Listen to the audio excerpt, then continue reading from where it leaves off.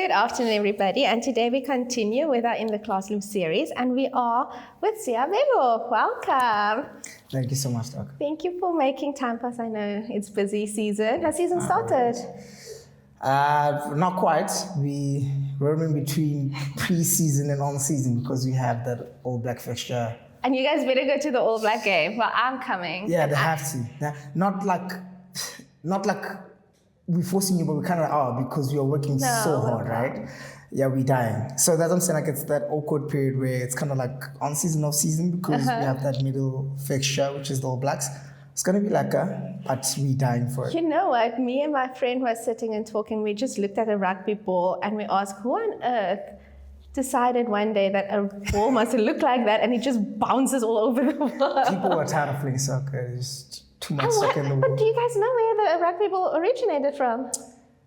I have no idea, but apparently the first game was in Scotland. That's so, like, in my mind, it was a deflated football. No, they were playing. And it was like some shape. They were playing football apparently, and someone just picked it up and decided to run with it. Which football? Like American football? Like rugby. I mean, soccer football, sorry. And then someone decided to pick it up and run, and they called that now rugby. That is so interesting because literally that ball is weird, eh? Yeah, the way you grab it, throw it, everything. Yeah, that's why they call it football union because it's originated by football, the round ball, and then union was now. That's so interesting. Well, I hope you guys win. I mean, let's make a bet. What do I get if you guys win? I don't know who's called. Let's do this. Hot commodity sashes T-shirt or something. Ooh, okay, yes. Yeah, I'm putting the boy plus. Yes. No. I can't be responsible for that. S1 T-shirt. S1 Thomas T-shirt. Deal. We're on for that. So today, guys, we're going to talk about why IP matters, and we're going to speak to Seabelo because it's such an important issue, especially when we look at athletes. So our first question that we're going to ask you, and we ask everybody, is how would you describe image rights? How would I describe image rights? Probably cannot describe it in a terminology point of view, but just your understanding. Like an abstract, conceptual way. So me as Seabelo, I'm a brand, and the usage of my image or likeness, anything like that for commercial use, that would be like... It's got value. Yeah. It's value that people exploit so easily. It does, yeah. So you've now built a very strong personal brand, both on and off the field. How conscious have you been about protecting your intellectual property along with it? Quite conscious. I think it didn't start off that way. Obviously, as you are growing up within the industry, you know, the main concern is performance. So you're just worried about playing rugby, nothing else. And the older that you get, you start learning these things and you realize, oh my God, I'm leaving money on the table.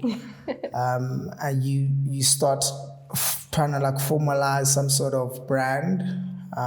For me, that happened in 2019.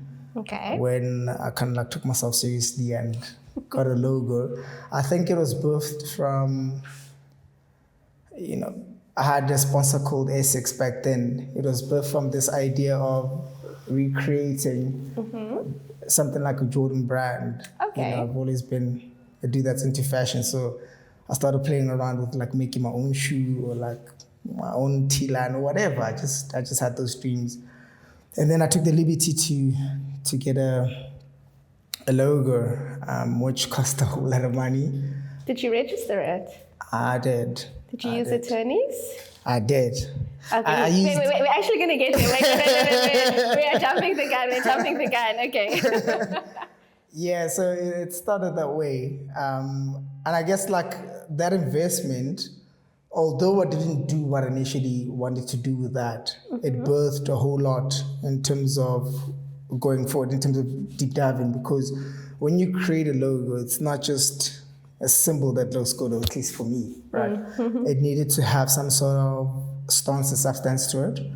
And then from that type of inkling, we kind of like build the future. So it was heavily dependent on where I was right now. So which means my roots until the point of was, and then what do I see going to the future was going to be the shoe or the whatever. But it became something else. It became Glory actually. Okay, and we're actually sitting in Glory's brand new space, but we will dive into that a bit later. I think you've touched on it now a little bit, but at what point did your name, image, and likeness did you realize it's a valuable asset for you? Was it 2019? No, way before that. Way before that. I became professional in 2012. And then, I played a couple of years, and then I was doing very well at the Sevens. Brands started wanting an affinity with me. And I was flying all over the world to do like really simple stuff. They flew me to Barcelona the one year, like a whole week. My goodness, to do what? To sip a bottle of Coke. No 2 way. seconds. No. I promise you. I worked too hard. This is what I'm realizing. 2 seconds. I flew to Barcelona for 2 seconds for an entire week. 5-star everything. And it's when stuff like that, flying business class, all of that, when stuff like that started happening, I was like, no, man, there is something here. This space means something. It attracts something. But obviously you're young and you still don't understand and you think these things are going to last a lifetime, which doesn't happen, because unfortunately in our world, the performance side is temporary. But what I kind of understood even at that point was that, yes, the playing part is temporary, but if you build a solid brand, that could be the longevity that you're looking for. And is that what Glory is for you? It's part of it. Give us a bit more about what Glory is. Glory is a brand that expresses African dignity and culture through refined living. We have a lot of segments nowadays. There's the garb, which is the garments. There's the wine. Ceramics are coming soon. Ooh. And then we've got occasions, which is the events. So we touch on a lot of things. But the main thing is it's a lifestyle brand that's trying to not uproot, but borrow from its heritage. I'm Sotho, by the way. Okay. Borrow from its heritage and try to make it contemporary because we don't live in the rurals no more, right? Let's be honest. We live in cities. So how do we preserve almost the culture? It's like, how do we do that in a modern way? And we have to tell the story because we were brought up like this. We were not brought up that side. Or at least I wasn't. Because my story is more of discovery. So I'm trying to find who I am because I didn't grow up in the rurals. Most people tell that story from a place of I'm sorry. So this is going to sound very ignorant. Welkom is not rural. Semi. It's like when I say I grew up in Craddock, but I'm not rural. Nah, it's semi. It's township and suburb mostly, and then it's surrounded by farms. But when I say always, when I think about these African groups, right, I always primarily they from the rurals. Yes. You always think about the West of the West, no electricity, stuff like that, fetching water with the baki. You always think about, but I didn't grow up in that environment. I grew up first in the township and then moved to the burbs. My parents grew up in the farms. We originate from Lesotho. So I didn't have the rural living type thing. Okay. I only know township and suburbs. So for me, it's about going back and saying, okay, cool. Through this journey, a lot of things have been lost, right? A lot of traditions, a lot of customs, a lot of those things have been lost, virtue of where we were, right? So what I got was pretty much this much. Yeah. So I'm going back to see what we had lost. Okay. And trying to make it more modern so that it's digestible for the Gen Zs of the world. So when you say you registered a trademark, is it Glory you are referring to? Yeah, we are Modise Sefume. My goodness, no, we're getting there. Just first wanted to clear. So what are the trademarks that you have registered? Because obviously you're doing business now under Glory. So Glory is one of them, and is Seabelo your number that you're playing? No, I didn't do that because that's universal. So we got Glory as a trademark, and then we've got Seabelo Senatla, the logo. Registered. And also the reason why I did that is I did the work of obviously formulating the logo now. It looks nice and it has a story, all of the shambams. And then I saw a similar looking logo from a brand that I won't mention at a gym that I also won't mention. That's kind of like similar. But obviously the particulars inside, the symbolism was different. And that's when the red lights for me went off. It's like, oh my God, these things are so similar. Yeah. And it was a Swedish brand, I believe, I think it was a Swedish brand. So these guys obviously are powerhouses. I'm coming from a different lane. There's no way I'm going to fight that. And I didn't have the legal right to. Ah, fair. You had no legal leg to stand on. Nothing to stand on. So yeah, that's when I realized, oh my God, I have to do this. Yeah. So how did you go about it? Now you can tell me. But first I want to ask you, it's quite a group question. At least we're jumping around. Yeah, we are. Was it tedious and an expensive process to get the logos registered? And then the second part of the question is, did you have a lawyer and a law firm assisting you? Yeah, that's the question that we jumped into. I won't lie, it was tedious. How long did it take? Like plus minus, like the whole process from conceptualizing? But we're still in the process of the TM to come through. Okay. So that's still to come, but we're nearly there. So I can't quantify, I can't even remember when it was, but it's been long. Is it expensive? It is relatively expensive. Not too expensive, but you'll have to, it's something that you have to invest in. So why did you decide to get a lawyer on board and not do it via SIPs? Because I think, I'm not in IP, my sister is, shout out to her.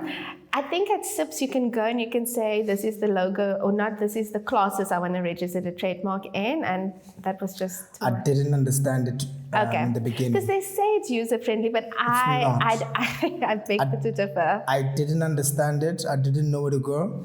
So I consulted Modise. Shout out Modise. He took me through all these things. It's like we went through all the classes. Like, okay, cool. Let me just check if this thing has some sort of identification first. Like if you're clashing with someone, we did that exercise first, and then it was the classes, where would you like it to play? Then we did that. So they did most of the work. Obviously, they did the heavy lifting. I just had to figure out what I wanted. But the admin part of it, even though I did the little end of the bargain, it was still too much. Yeah, it's a lot. Yeah, like as a person going into the portal myself and trying to do it by myself, wouldn't have gotten it. No, because also there's different, I mentioned there's different classes, and then there's goods and products, and then you must pick in which classes you want your trademark to be registered in. If you're someone like me that likes experimenting, how do you stipulate that outrightly? Yes. You cannot. You want to be as vague as possible, right? Yes. So for me, it was tedious. That's why I'm calling it tedious, because I was not sure where I want to play. I mean, I'm just getting clarity now of what Glory is and where it plays. And interestingly, when you register a trademark, you must then trade with it. Yes. And that's what people misunderstand. I think the Blue Ivy logo was shot down in the United States or the UK, I'm speaking under correction now, because they wanted to preserve the name Blue Ivy, but they didn't have any goods or products registered to it, or a class that they would want to play in. So even that is so important when you want to register your trademark, to be sure, okay, I want to play in these classes, make sure I'm protected here so that nobody can come and infringe me, because you can have the same trademark in different classes, and I don't think it's infringement then. Oh, Modise, don't come for me. But, I think that's why the classes is so important. You better word your sentences correctly, because they're going to come. They're going to come for me. Then I want to ask you, why is owning and protecting your IP so important for you personally and professionally? Because you mentioned now Glory is more personal, I can feel, and then you have the professional leg, which is Seabelo, the player. The player, It's super important, because you kind of control what that brand does, right? And you have to understand that, yes, we play a team sport, so you're in a team setting, but outside of that, you also have the brand that's kind of like in your hand for you to control. And how you move and how you leverage off that is at your disposal, and that's great power. A lot of people actually don't tap into that. Yes. They just stop at, I'm Seabelo Senatla, I'm the Stormers player. But Stormers have their own sponsors, Stormers have their own dealings. I can take myself away from that and be like, hey, I'm Seabelo Senatla, the professional rugby player, and have my own sponsors under that banner. So it gives a great power to control your destiny. It's almost like you controlling your destiny. and you move intentionally on the things that you want. So you can also position yourself correctly, and so it gives you much more control in terms of where It's you're so going. interesting when I speak to the players, and one can I see the older you get, the more you guys tap into the business aspects of sport, and no longer, I want to be famous, I want to be known, I want to be performance based. Man. I think I did it too late. On that note, when would you think the best start then? I think as soon as these are the things with the agencies, I believe that when you sign up to agency, these are the things that they should be providing to the guys almost outrightly. You know, whether you're going to be a superstar or not, that's not the question. The fact that you are entering a professional space and you're going to be playing out there means that you have some sort of commercial right? Yes. So as Asians, you gotta step in and say, hey, dude, this is what's gonna happen. Let's own your brand and build your brand, because like own it first. Okay. Let's own it first, and then, okay, cool. Let's see what you like. What is your personality like? What do you like doing? So that's the building part. Yes, and then we align. But that is like a topic for a whole other day. But I feel like agents don't do that. No, they don't. I feel like they come in, they want their 5-6%, and we renew the contract. And when you need me, you'll see me. Absolutely. I must say, that when I was at Rock Nation, that was the one thing I did not enjoy. Is almost you don't do a lot for the athlete. You do a lot for the business with the athlete as the product. Yeah. So I will leverage you for the greater good of the business, but not necessarily invest personally in you. Yes, I'll bring the sponsors to you, but after the contract is signed, what then? And most of the cases, actually, it's not I'll bring the sponsors to you. It's the sponsors asking for the player. So the agent is just being mediator. Yes. So I think what we must also realize is, like, sport is a business, yes, sharp. We need to acknowledge that the agent's part is kind of like getting you the contract. What we're not educating ourselves about is the fact that you own your own career. I think we put our careers in agents' hands way too much. So I'd encourage youngsters to own their careers, take owners of their own brands. And it starts with something as simple as reading your contract. Because these things are in your image right clause, is in your contract. The IP that you sign to the Stormers, it's in your contract. And sometimes you may not be able to negotiate out of it, but you can negotiate better terms on it. But if you're not going to read and you just page to, okay, this is my salary, this is what I'm getting, sign the dotted line, and there we go. That's what I'm mostly worried about, to be honest. But if you're aware, I think with awareness, the thing about awareness and the beauty and I guess the danger of awareness is when you're aware, you can do something about it. It forces you to act. Yes. So I get what the work that you're doing here is quite important, because it's bringing forth awareness where we didn't have these sort of conversations. No, and it's conversations that should be had.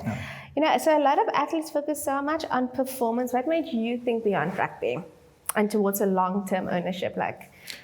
I think I understood that life comes in stages. You have to stay dreaming. So what I mean by that is, when I was in primary, I wanted to play for the 13A, right? That was the dream. And then I got to high school. The dream then was to play for first team at matric type of thing. And then I got to matric, finished school. The goal was then to play for under 1921's team somewhere within the union. Then the dream is to play for the seniors. So what I'm trying to get to is that at every life stage, there is some sort of dream. And there is a rugby dream where you're playing professional, but after that, also there's got to be another dream. There must be another goalpost, eh? You know what I'm saying? Because you get to a place where you're going to finish playing. If you don't dream beyond that, then you put yourself in a sticky situation, and I guess that's where most athletes struggle to find identities after that, because they don't dream about life after rugby. For them, rugby is the pinnacle. And I'm saying rugby, I think it's like sports at large. At all. But for me, I believe that rugby was a great foundation. It was an amazing foundation. But it's just that. I'm going to finish rugby, 3 years from now or something like that? I'm going to be 36. I've got my entire life still laid out. That's before actually me. scary, hey? 36 I'm is so still young. It's so young You know what I'm today. saying? So if I don't have dreams beyond that, that means I've only lived till 36. No, man, I've got too much in me to live till 36. There is so much happening. So have there been any lessons or experiences that made you more aware of the importance of IP? Yeah, I think the situation we talked about earlier about Barcelona. that similarity chat, that was one. I can't think about a formal one outside of that. But there've also been positive ones, like the Barcelona trip, that opened my eyes, like, okay, cool, IP can do so much for you. Yes. And yes, I was playing for the Bliss Box, but they didn't invite the Bliss Box, they invited you. You know what I'm saying? And that's when you realize, I am the brand too. It gives like, what? Okay, geez, this is quite hectic. That means someone out there wanted me specifically. Speaking of IP, this is just a bit unrelated. We have got to know you with your dreads. Why would you change on us like that? I was getting older and slower, so I had to shed off some weight to keep this. No, It's a good answer. Jokes. It was time to go. I just needed to step into a new realm, and I needed to just physically look different for me to, I don't know, get a reminder somewhat. It was difficult because my entire brand was lashed onto the dreads. Yes, like that was how we recognized you. We would see you sitting at Manouche and we would first see the dreads before anything else. That's true. So it took me 2-3 years to cut my dreads.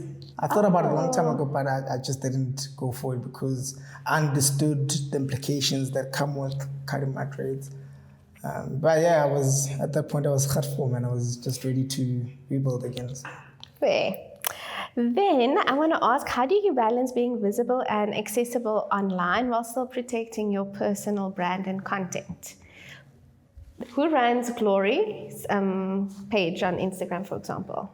That's the social media team. Okay, so is that kind of how you separate the two brands? So are you more involved with your own personal branding on Instagram, Twitter? Yes. Okay.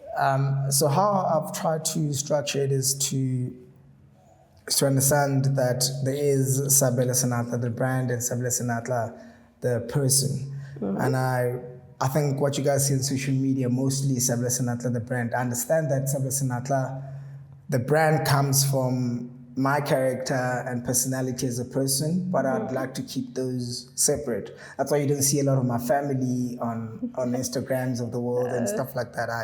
I try to keep that separate, and I try to manage it as much as I can. Obviously, there will be thin lines that seep into the other at points, but I try to keep those separate because, our lives are super public. So I always try to formulate some sort of secrecy somewhere, especially with my personal stuff, so that I get to enjoy them in the intimate little space. Yeah. Okay. So what advice would you give young athletes or entrepreneurs about protecting their IP early on? Because I think you mentioned that you wish you did it a bit earlier. Yeah. So what advice would you give young athletes, or just athletes in general, and entrepreneurs? Yeah, I'd say start as early as you can, man. Just start. I think we are terrified by not knowing what to do most of the time. That's why we don't start. Mm-hmm. And I'm talking to athletes, I guess, like entrepreneurs alike. We like this fantasy of perfection, and we never start doing stuff. Just start. So make it as vague as possible. Like I said, my brand Glory derives from the Seabelo Senatla brand logo, which had the tema, which is our brand pattern. I didn't know that when I made the Seabelo Senatla brand. I just made the logo to have some sort of volume or weight that I could carry over through many things. And then we start refining as we go. I think, as soon as they start, one step will inform the next. The main thing is just to start. We're afraid of starting. And don't be scared to put that investment in, eh? Yeah, no, you shouldn't. You shouldn't. You have to show in material term what you believe or your faith is. Yeah. Faith is one thing, but it has to have substance, and investment is a form of faith. Yes. You're putting forward to say, hey, this is what I believe in. Here's the act. Yes. Let it grow. Then do you think athletes in South Africa are educated enough about IP rights and ownerships? I honestly don't. But where would one even go to start tapping into that? Sure. Yeah, that's tough, Doc. That's why, it's tough. Because I always feel it's so embarrassing coming, for example, to the Stormers and ask, how many of you guys have IP registered? Like, who's going to care? Like, I'm playing next week, the All Blacks. Like, why is that a question? Yeah. And also to assume that people don't have that in place. You would expect someone who's now of age, they have their lawyers, their doctors, their dietitian, they have those go-to people. So I would expect them to know, okay, I am a brand outside of the Stormers. And that's why I always wonder, where does one go with the educational part of sport? Because I see in America, they structure it very differently, where a lot of the educational leg comes through the unions, where management will have these workshops and courses but I haven't seen a lot of that in South Africa, and I'm speaking under correction. I'm no athlete. Yeah. I play with no balls, so I'm just wondering, do you guys have workshops on these type of things? We don't have workshops per se. We'll have like our player federation or player union, let me call it player union. Our players come to, extrapolate what commercial payments is, and they'll tie it obviously to your image rights and stuff like that. Yeah, but that's the payment part of it. You see what I'm saying? So that's not the proper education. So we don't have workshops. We have no market in terms of education. That's why I take the liberty to come to people like you and ask you questions. Because even I don't understand it fully. I'm trying to learn as much as you can. I've been watching your educational series weekly to try and get some sort of information from you. So there is no workshops. We are struggling in that right. And so just now, since I have you here in the hot seat, so how does it work? A player gets an agent, and the agent is supposed to guide you, right? Yes. Okay. No, I won't ask tricky questions. I'm just curious. No. I don't mind. I'm laughing because he said supposed to guide you. No, I say supposed to because they do not do much, in my humble opinion. Because sometimes the agent is not even well versed in the law for it. For example, if you get your contract renewed, do you go through your contract with your agent or with your lawyer? My agent is both. So I'm not. Okay, he's a lawyer. Your agent is a lawyer. He started off as a lawyer and then became an agent. So not all of them are like that. But so I'm one of the lucky ones. No, you're lucky. Yeah, I'm one of the luckies who is playing 2-in-1. But I think what also my agent did, which was quite commendable from his part, he understood that, okay, cool, I can do this part, right? But commercially, I don't have the muscle to play that role. So let me outsource someone to come and fill that space.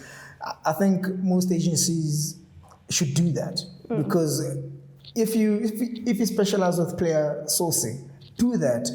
If you don't have law or like your accounting, find people that can fill those spots and make sure that your whole setup is as comprehensive as possible for the athlete that's coming in, because you can't be all things to everyone. And that's why I'm so very much wanting to get image rights legalized, because then it will be easier. Then your image rights can be completely separate from your players' contracts or from you, because then someone else can look at the commercial package. Yeah. Then looking ahead, how important is IP and brand ownership in creating opportunities beyond playing career? Yeah, I think we touched on this a little bit earlier when I said we need to understand, performance forms a short part of your career, and post that obviously is the rest of your life. So tell us more about glory, because technically this is beyond the career idea. Yeah. The aim is to get glory across from the waters. I'm trying to cross borders with it. Obviously keeping the heavy African feel to it. I always say to people, glory it's African rooted, but it's inspired by the world. I want to do things at that magnitude. I don't want people to, that feeling of like, oh, Africa, I hate that feeling. I want people to look at Africa and be like, oh yeah, no, they belong with us. I don't want us to feel inferior. And most of the time when people look at African products, they always see it as inferior. Really? It's crafty. That's the word. I see the crafty. It's crafty. Okay. But there's an insinuation there when they say it's crafty. It doesn't always correlate to it's crafty, therefore it's luxury. Okay, good. I see. So that's what I'm trying to get to. I'm trying to put Africa in that space of like the craftiness should turn into luxury because it's the same thing. It is. Because if you look at the craft and how people in Africa build this stuff, amazing. Yeah, art. no, it is art. It's art. Yeah. So why is that not luxury? No, I hear you. You see, I'm trying to reframe my mind. So I'm trying to play in those spaces. Hopefully God grants it and we get to go this. So are you kitted in glory today? Always. Always. Is this the new drops that we can expect? This is already out. This is the Peliatau jacket. Get it? Very nice. Peliatau meaning lion heart. Lion heart. Yeah, but I reimagine it in different forms. Like normally when people say lion heart or when people think about a lion, they think about this masculine thing that's ready to attack. But I speak of, that's why we chose this color. Honestly, we must be honest about the lion, hey? They're lazy. Who's the hunters? I just want this thing to be very clear. We go out and hunt. The lionesses go out. We do the heavy lifting. A lion is a lion. People still see it as, that punchy little thing. But I guess for my sense, the type of person that I am and how I like to conduct myself, I'd like to see confidence as an inside job. So we chose a little subtler color to be like, confidence doesn't always have to be loud. You can do nice. And you're not opening your own space soon? Yeah, we got a retail space in Stock Exchange. Come through. Please. We're planning to open up in September sometime. Yeah, so the place is a mess. Follow and like and subscribe. Never that. But follow, like, and subscribe all Glory's pages, please. Stunning. Then when you reflect on your career one day, what do you hope youngsters remember or learn early on when looking at you, the athlete, the businessman, and the person, all in all? I'd like for people to say that I gave them hope. One of my pure functions on this earth is to inspire hope. And that's in all of the spaces that I operate in. I always say to people, I am just a normal human being, right? Nothing is special about me. Trust me, I'm just normal. So through all the spaces that I go through and do the things that I do, it's not a superhuman doing crazy stuff. It's a normal human being that works extremely hard, and dreams a lot and just has crazy ambition to get to the places that he's been at and do the things that he's doing. So if I can give people hope in saying, hey, he did that and he's normal, that means I can do it too. That's beautiful.